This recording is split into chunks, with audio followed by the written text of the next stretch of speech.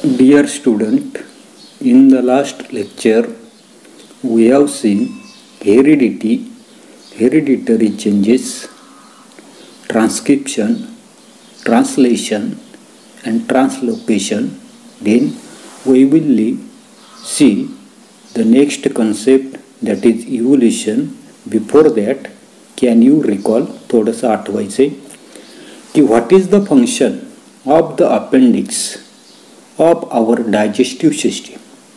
जे आपल्या असणारे काही पचन संस्था ज्या आहेत तर त्या पचन संस्थेमधलं असणारे काही अपेंडिक्स, ज्याला आपण त्या ठिकाणी आंत्रपुच्छ म्हणताना दिसतो, या अवयवाचं असणारे काही कार्य जे आहे तर ते कार्य त्या ठिकाणी कोणतं. We all know that appendix of human digestive system is a functionless or vestigials organ. आपल्याला सर्वांना त्या ठिकाणी माहिती, या ठिकाणी असणारे काही अपेंडिक्स, आंत्रपुच्छ, आपली जे काही मानवी पचन संस्था जे आहे तर त्या मानवी पचन संस्थेमधलं असणारे काही आंत्रपुच्छ जे आहे तर त्या आंत्रपुच्छ त्या ठिकाणी फंक्शनलेस आहे, म्हणजे कोणत्याही प्रकारचं असणारे काही कार्य जे आहे तर ते कार्य त्या ठिकाणी करत नाही, किंवा त्यालाच त्या ठिकाणी आपण काय म्हटलेलं आहे की व्हेस्टिजियल्स ऑर्गन्स, म्हणजे अवशेषांग त्या ठिकाणी म्हटलेलं आहे. त्याच्यानंतरचं सेकंड क्वेश्चन आपल्याला दिलेलं आहे, are our wisdom teeth really useful for chewing the food. म्हणजे आपल्या असणारे काही अक्कलदाढ, त्या अक्कलदाढेचा अन्न चावून खाण्यासाठी खरंच त्या ठिकाणी उपयोग जो आहे तर तो उपयोग त्या ठिकाणी आपल्याला होतो का. की wisdom teeth are not useful for chewing the food. आपल्या असणारे काही अक्कलदाढ जे आहे तर त्या अक्कलदाढेचा त्या ठिकाणी आपल्याला अन्न चावून खाण्यासाठी उपयोग जो आहे तर तो उपयोग त्या ठिकाणी होताना दिसत नाही.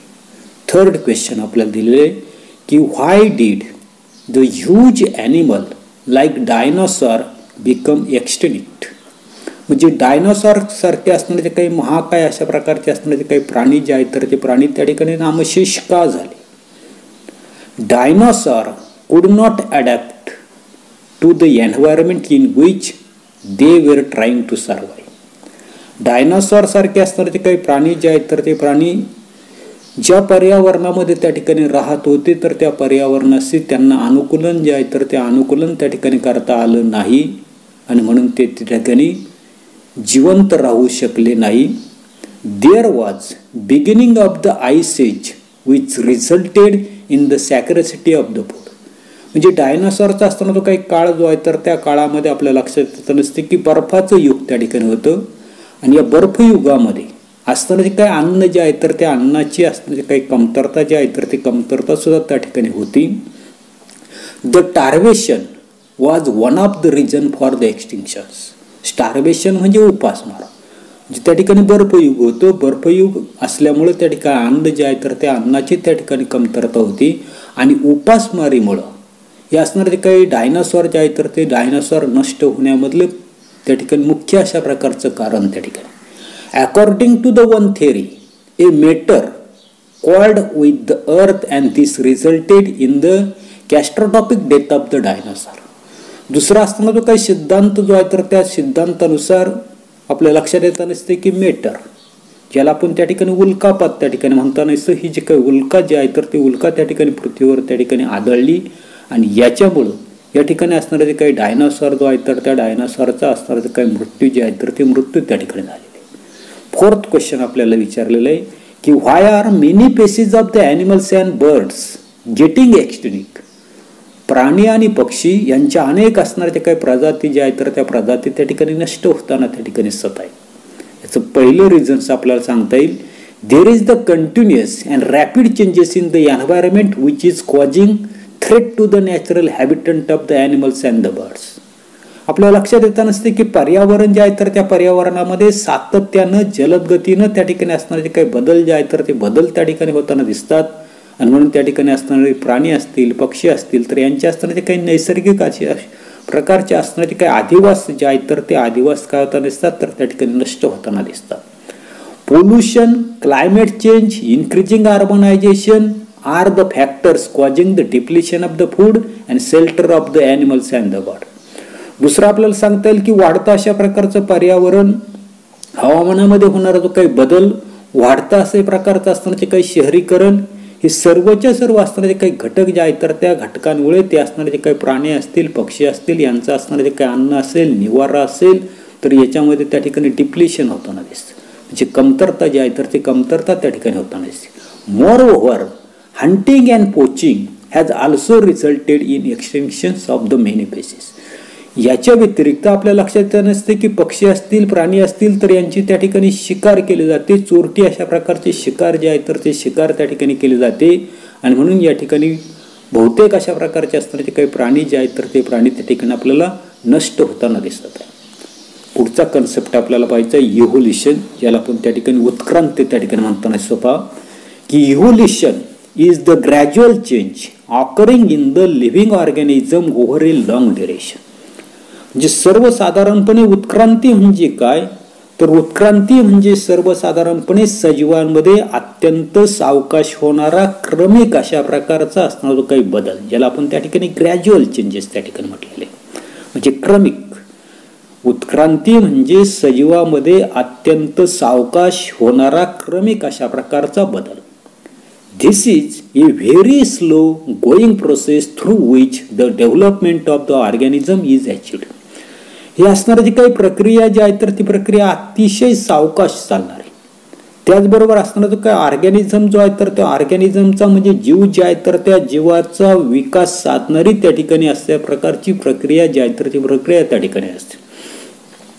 All the stages in the changes occurred in the various components ranging from stars and planets in the space to the biosphere present on the earth should be included in the study of the evolution.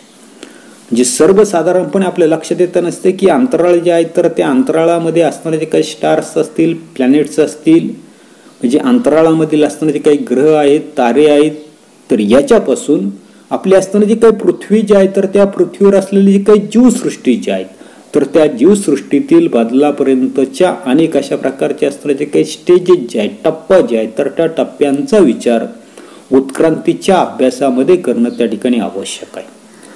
Formation of new species due to the change in the specific characters of the several generation of the living organism as a response to the natural selection is called evolution. दुसरं आपल्याला सांगता येईल की सर्वसाधारणपणे natural selection म्हणजे नैसर्गिक निवडीला त्या ठिकाणी रिस्पॉन्स देणं, प्रतिसाद देणं, म्हणून सजीवाच्या एखाद्या वर्गाचं वैशिष्ट्यपूर्ण अशा प्रकारची जे काही लक्षणं जे आहेत तर त्या लक्षणांमध्ये अनेक अशा प्रकारच्या जनरेशन पिढ्यांपर्यंत त्या ठिकाणी बदल जो आहे तर तो बदल घडण्याच्या ज्या काही प्रक्रिया ज्या आहेत तर त्या प्रक्रियेमुळे अखेर नवी अशा प्रकारची जीवजाती जी आहे तर ती जीवजाती त्या ठिकाणी निर्माण होते, आणि ती प्रक्रिया म्हणजेच त्या ठिकाणी आपल्याला उत्क्रांती जी आहे तर ती उत्क्रांती त्या ठिकाणी म्हणतात. पुढे 3.5 billion years ago life had been non-existence on the earth. आता काय सांगितलंय की सर्वसाधारणपणे 3.5 किंवा 3.5 अब्ज वर्षापूर्वी पृथ्वीवर कोणत्याही प्रकारचं जीवन जे आहे तर ते जीवन त्या ठिकाणी अस्तित्वात नव्हतं. At the beginning there may have been only simple elements in the ocean on the earth and the simple type of organic and inorganic compounds may have been formed from those.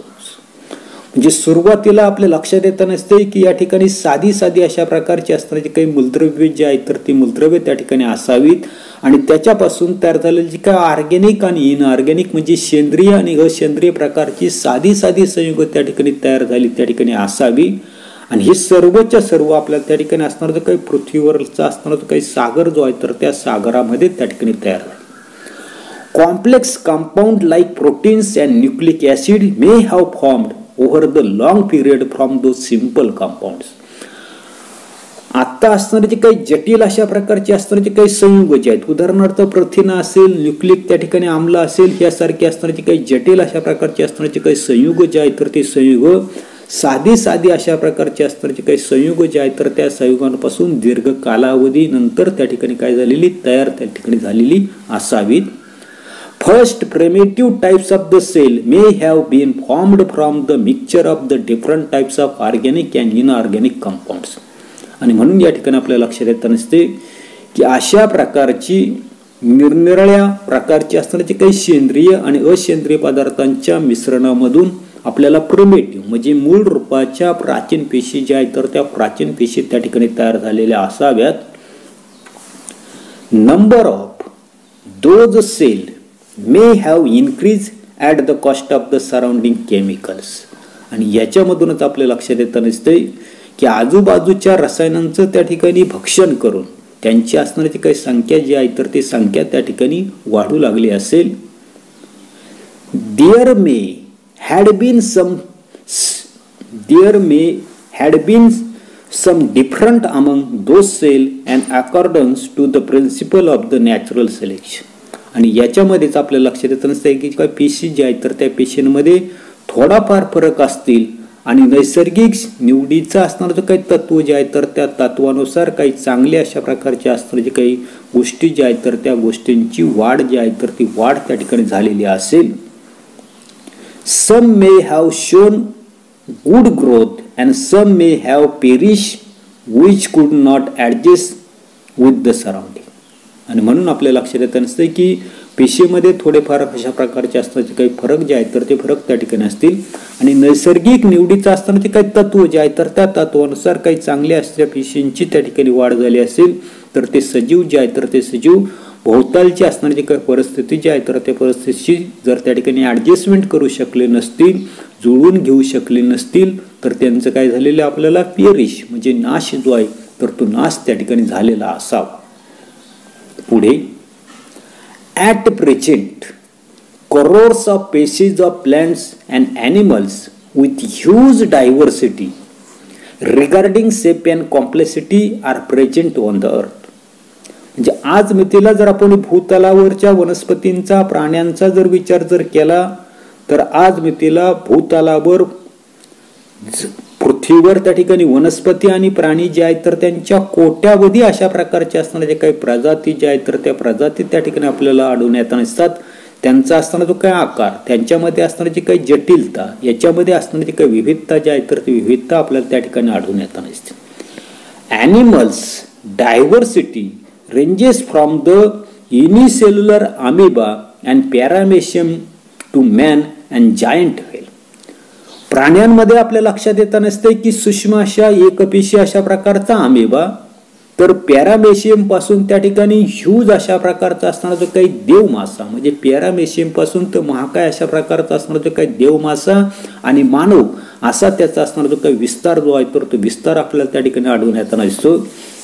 The plant diversity consists of various species ranging from unicellular chlorella to the huge banyan tree. वनस्पतींचा जर आपण त्या ठिकाणी जर विचार जर केला तर वनस्पतींमध्ये आपल्याला एक पेशी असणारे काही क्लोरेला पासून विस्तीर्ण अशा प्रकारचं ह्यूज अशा प्रकारचं असणारे काही बियॉन ट्री वडाचं असणारे काही झाड जे आहे तर त्या झाडापर्यंत अनेकविध वनस्पतींच्या जाती ज्या आहेत तर त्या जाती आपल्याला त्या ठिकाणी भूतलावर त्या ठिकाणी आढळून येताना दिसतात. The life exist on the earth everywhere from equator to the both the poles.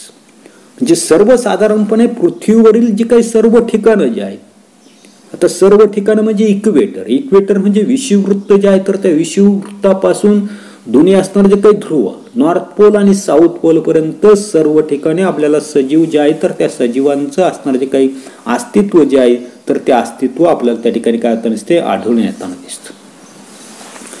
Organisms are present at all the places like air, water, land, rock etcetera. म्हणजे सर्वसाधारणपणे हवा असेल, पाणी असेल, जमीन असेल, खडक असेल म्हणजे जडी, स्थळी, काष्टी, पाषाणी अशा सर्व ठिकाणी सजीव जे आहे तर ते सजीव आपल्याला त्या ठिकाणी काय होताना दिसतात आढळून त्या ठिकाणी येताना दिसतात.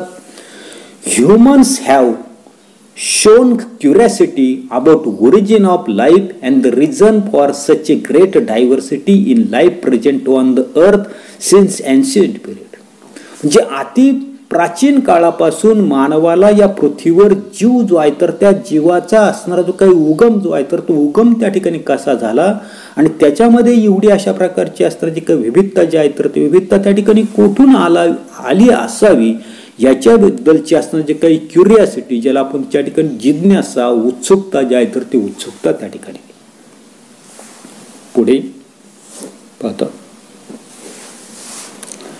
Different theories about origin and evolution of life had been proposed till today, of which theory of the gradual development of the living organism is accepted. आणि म्हणून सजीवांचा असताना तो काही उगम आणि त्याचा असताना तो काही डेव्हलपमेंट म्हणजे त्याचा असताना तो काही विकास याच्या विषयीच्या विविध अशा प्रकारच्या असतानाच्या काही उपपत्ती ज्या आहेत तर त्या उपपत्ती आजवर त्या ठिकाणी मांडल्या गेल्या. आणि याच्यापैकी आपल्याला सांगितलेलं की सर्वसाधारणपणे सजीवांची असतानाची काही उत्क्रांती. दुसरं आपल्याला सांगितलंय ग्रॅज्युअल डेव्हलपमेंट म्हणजे gradual development of the living organism. सजीवांचा असताना काही क्रमविकास हा जो काही सिद्धांत जो आहे तर तो सिद्धांत त्या ठिकाणी सर्वमान्य त्या ठिकाणी आहे. याच्यानंतर पहा पुढे काय दिलेलं आपल्याला की internet is my friend, collect the information from the internet about the big bang theory related with the formations of the stars and the planets and present it in your class. जे internet जे आहे तर त्या इंटरनेटच्या मदतीनं ग्रहतारे जे आहेत तर त्या ग्रहताऱ्यांच्या निर्मितीच्या संदर्भातला त्या ठिकाणी बिग बँग म्हणजे प्रचंड विस्फोट सिद्धांत जो आहे तर त्या सिद्धांताची अधिक माहिती त्या ठिकाणी मिळवून वर्गामध्ये त्या ठिकाणी आपल्याला सादर करायचं. त्याच्यानंतर पुढे आपल्याला दिलेले ए पीक इनटू हिस्ट्री म्हणजे इतिहासामध्ये डोकावून पाहतात. Many philosophers and religious scholars have written their views about formations of life. म्हणजे जीवसृष्टीच्या निर्मितीबद्दल अनेक अशा प्रकारचे असतात जे काही रिलिजियस ज्याला आपण त्या ठिकाणी धर्मवेत्ते त्या ठिकाणी म्हणताना असो. आणि पुढे आपल्याला दिलेले की तत्ववेत्ते जे आहेत तर यांनी आपले असणारे काही बाजू जे आहेत तर ती बाजू त्या ठिकाणी लिहून ठेवलेली आहेत. There seems to be through discussion over the formations of universe in various cultures like Indian, Chinese, Romans, Greeks, etc. आणि हे जे काय असणारे जे काही धर्मवेत्ते आणि तत्ववेत्ते जे आहेत तर ते त्या सर्वसाधारणपणे भारतीय असतील, चीनी असतील, रोमन, ग्रीक अशा सर्वच संस्कृतीमध्ये सृष्टीच्या निर्मितीबद्दल त्या ठिकाणी असणारे काही थॉट जे आहे तर ते थॉट डिस्कशन म्हणजे त्या ठिकाणी गहन अशा प्रकारचा विचार जो आहे तर तो विचार त्या ठिकाणी मांडले. Various culture have noted different types of information about the planet, stars, the पंचमहाभूता, living organisms etcetera in the form of the poetry, stories and religious and sacred books. आणि म्हणून या ठिकाणी विविध अशा प्रकारचे असणारे काही आपल्या असणारे काही ग्रह आहेत, तारे आहेत, पंचमहाभूते आहेत किंवा सजीव सृष्टी इत्यादी बद्दलची विविध प्रकारची असणारी काही माहिती जी आहे तर ती माहिती तिथे असणारी काही संस्कृती जी आहे तर त्या संस्कृतीमधलं असणारी काही पोएट्री जी त्याच्यामधलं असणारे काही काव्य असेल, त्याच्यानंतर स्टोरीज काही कथा त्या ठिकाणी असतील. पुढे आपल्याला सांगितले काही रिलिजियस सॅक्रेड बुक म्हणजे धार्मिक किंवा पवित्र अशा प्रकारचे जे काही ग्रंथ जे आहेत तर त्या ग्रंथांमध्ये त्या ठिकाणी ते नोंदवलेले त्या ठिकाणी. पुढचा कन्सेप्ट आपल्याला पाहिजे थिअरी ऑफ इव्होल्युशन म्हणजे उत्क्रांतीचा असणारा जो काही सिद्धांत जो आहे तर तो सिद्धांत आपल्याला त्या ठिकाणी पाहिजे आहे. According to this theory first living material that is protoplasm has been formed in ocean. म्हणजे या ठिकाणी उत्क्रांतीचा असणारा जो काही सिद्धांत जो आहे तर त्या सिद्धांतानुसार पहिला असणारा जो काही सजीव अशा प्रकारचा पदार्थ ज्याला त्या ठिकाणी प्रोटोप्लाझम म्हणताना दिसतो, जीवद्रव्य त्या ठिकाणी म्हणताना दिसतो, तर हे पृथ्वीवरील असणारा जो काही समुद्र जो आहे तर त्या समुद्रामध्ये पहिल्यांदा त्या ठिकाणी निर्माण झाला. In due course of the time unicellular organism was formed. त्याच्यानंतर काळाच्या ओघामध्ये आपल्या लक्षात येत नसते की त्याच्यापासूनच त्या ठिकाणी जे काही प्रोटोप्लाझम जे आहे तर त्या प्रोटोप्लाझम पासून आपल्याला त्या ठिकाणी एक पेशी अशा प्रकारचा सजीव जो आहे तर त्या सजीवाची निर्मिती त्या ठिकाणी झाली. Gradually changes occurred in the unicellular organism from which larger and more complex organisms were formed. आणि त्याच्यानंतर एक पेशी असणारे जे काही सजीव जे आहे तर त्या सजीवांमध्ये क्रमाक्रमाने बदल त्या ठिकाणी घडून आले आणि त्यांच्यापासून अधिक मोठे किंवा अधिक जटिल अशा प्रकारचे सजीव जे आहेत तर ते सजीव त्या ठिकाणी विकसित झाले. All those changes were slow and gradual. हे जे काही होणारे जे काही बदल जे आहेत सर्वच्या सर्व असणारे हे जे काही बदल जे आहेत तर ते बदल त्या ठिकाणी ग्रॅज्युअल हळूहळू आणि क्रमानं त्या ठिकाणी आपल्याला काय झालेले होत त्या ठिकाणी राहिलेले. Duration of all the changes is about 300 crores years. आणि हे जे काही हळूहळू अशा प्रकारचे क्रमाने होत गेले जे काही बदल जे आहेत तर त्या बदलांचा विकासाचा असणारा जो काही कालपट जो आहे तर तो कालपट जवळजवळ 300 कोटी वर्षाचा त्या ठिकाणी आहे. Changes and development in living organism had all round and multi-dimensional, and this leads to the evolution of different types of organisms.